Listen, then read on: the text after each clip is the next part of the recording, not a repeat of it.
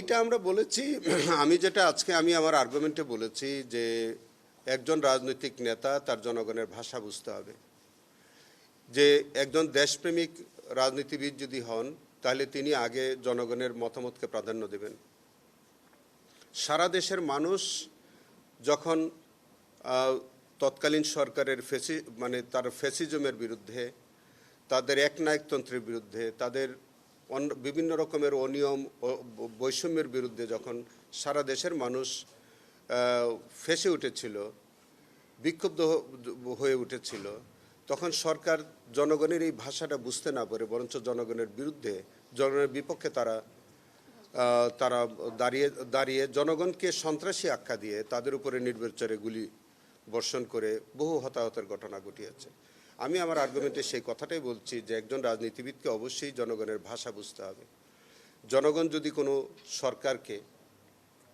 সরকারের বিরুদ্ধে অবস্থান নেয় তখন জনগণের এই যৌক্তিক দাবিকে মানতে হয়, কিন্তু তারা সেই জনগণের দাবির বিপক্ষে অবস্থান নিয়ে বরঞ্চ উল্টা জনগণকে সন্ত্রাসী আখ্যা দিয়ে তাদের উপরে নির্বিচারে গুলি করে হত্যা করে মানবতা বিরোধী অপরাধ সংগঠন করে। যেসব ধারায় আমরা চার্জ গঠন করেছি সেই সব ধারায় যা যা শাস্তি আছে সেই শাস্তি আমরা চেয়েছি। আমাদের ওখানে প্রায় 7টা চার্জ ছিল, 7টা চার্জে আমি শাস্তির দাবি করি। না, এটা তো উনি স্বীকারই করেছেন যে 14 দলের বৈঠকে উনি উপস্থিত ছিলেন। সেখানে কারফিউ জারির যে সিদ্ধান্তের মধ্যে তিনি ছিলেন, এবং আপনারা জানেন যে কারফিউ জারির মধ্যে তৎকালীন একজন মন্ত্রী বলেছিলেন যে কারফিউ জারি করে সবাইকে শেষ করে দিতে হবে, এরকম বক্তব্য ছিল। এবং জনাব ওবায়দুল কাদের শুট এট সাইড বলে তিনি বলছিলেন যে কারফিউ জারির পরে যারা বেরোবে তাদেরকে দেখামাত্র গুলি করতে হবে। এবং পরবর্তীতে সেই কারফিউর যৌক্তিকতা সঠিক হয়েছে বলে জনাব ইনু সাহেব প্রধানমন্ত্রীকে টেলিফোন করে তাকে দিচ্ছিলেন। প্রধানমন্ত্রীও বলছিলেন যে বিদেশি আন্তর্জাতিকভাবে তাদেরকে পরামর্শ দিয়েছে যে জঙ্গি ট্যাগ করে তাদের বিরুদ্ধে ব্যবস্থা নিতে হবে। এবং সেইভাবে জনাব ইনু সাহেব বলছেন যে তিনি এইবার জঙ্গি কার্ড খেলবেন, এবং তারই এই জঙ্গি কার্ড খেলার অর্থই হচ্ছে যে নির্বিচারে গুলি করে মানুষকে হত্যা করতে হবে, এবং তাই হয়েছিল শেষে। এই সমস্ত চার্জগুলো আমরা এনেছি, সাক্ষ্য প্রমাণ দিয়ে আমরা প্রমাণ করেছি। সেইটি আমরা আজকে ট্রাইব্যুনালে আমরা যুক্তিতর্কের মধ্যে দিয়ে তার যে বক্তব্য, তৎকালীন সরকারের যে কার্যক্রম, যেগুলো আমাদের সংগৃহীত রেকর্ডপত্রে যা আছে সেগুলো আমরা আদালতের কাছে উপস্থাপন করেছি। আমরা কোনো নিজের থেকে কোনো এভিডেন্স সৃজন করে দেইনি। যা যা এভিডেন্স, তাদের বক্তব্য, তাদের স্বীকারোক্তি, তাদের যে পত্রপত্রিকা তৎকালীন সময়ের যে সরকারের যে ভূমিকা, সবগুলো আমরা ওখান থেকে উপস্থাপন। তালিকাভুক্ত সাক্ষী বেশি ছিল, কিন্তু আমরা সবাইকে এক্সামিন করার প্রয়োজন মনে করিনি। আমরা মনে করি যে যেসব চার্জগুলো আনা হয়েছে সেই চার্জের জন্য যে সকল সাক্ষী, যতটুকুন সাক্ষী আমাদের প্রয়োজন, এই যে 9 জন সাক্ষী আমরা দিয়েছি, আনুষঙ্গিক কাগজপত্র দিয়েছি, সেগুলো আমরা দিয়েছি। এটা আপনি জানেন, এইটা প্রসিকিউশনের একটা চয়েস যে আমার মামলার প্রমাণ করার জন্য কয়জন সাক্ষী, কি এভিডেন্স আমরা উপস্থাপন করি, অ্যাবসলিউটলি এটা তার একটা প্রিভিলেজ, প্রসিকিউশনের প্রিভিলেজ।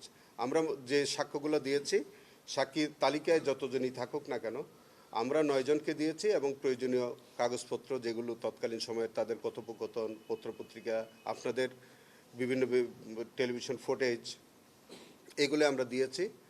এবং আমরা যা যা দিয়েছি, জনাব ইনু সাহেবের বিরুদ্ধে যা যা অভিযোগ ছিল তিনি কোনোটাই অস্বীকার করেন না। অপরাধ করার ক্ষেত্রে কে সাংবাদিক, কে আইনজীবী, কে ডাক্তার, কেউ কোন পেশায়, সেটা দেখার কোনো সুযোগ নাই। আমরা অপরাধের বিচার করি।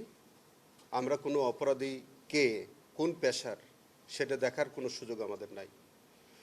আপনার যে কথাটা আপনি বলছেন, কোনো সাংবাদিক যদি কোনো অপরাধ করে থাকেন তিনি কি বিচারের আওতায় আসবেন না? আমি আইনজীবী হিসেবে যদি কোনো অপরাধ করে থাকি আমি বিচারের আওতায় আসবো না? আজকে যে কোনো পেশার যে কোনো মানুষ তিনি যদি কোনো সুনির্দিষ্ট অফেন্স করেন তিনি কি আসবেন না? আপনি যাকে ইঙ্গিত করে কথাটা বলছেন তিনি হেফাজতের এই ঘটনার সারা রাত তিনি ওখানে ছিলেন, এবং তিনি বিকৃত সংবাদ প্রচার করছেন, হত্যাকাণ্ডের ঘটনাটাকে তিনি কনসিল করেছেন। সারা দেশবাসীর কাছে তিনি ভিন্ন অপপ্রচার করেছেন, এটা কি সাংবাদিকতা?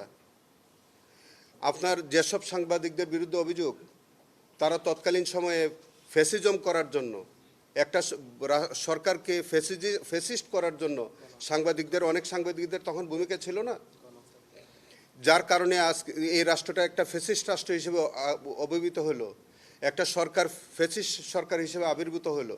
সেইটার মধ্যে যদি কোনো সাংবাদিক জড়িত থাকে, তারা কি বিচারের আওতায় আসবে না? আজকেও যদি কোনো ব্যক্তি কোনো রাজনৈতিক ব্যক্তিত্বকে যদি তাকে অপরাধী বানায়, তাহলে তিনি কি সহযোগী হিসাবে আসবেন না?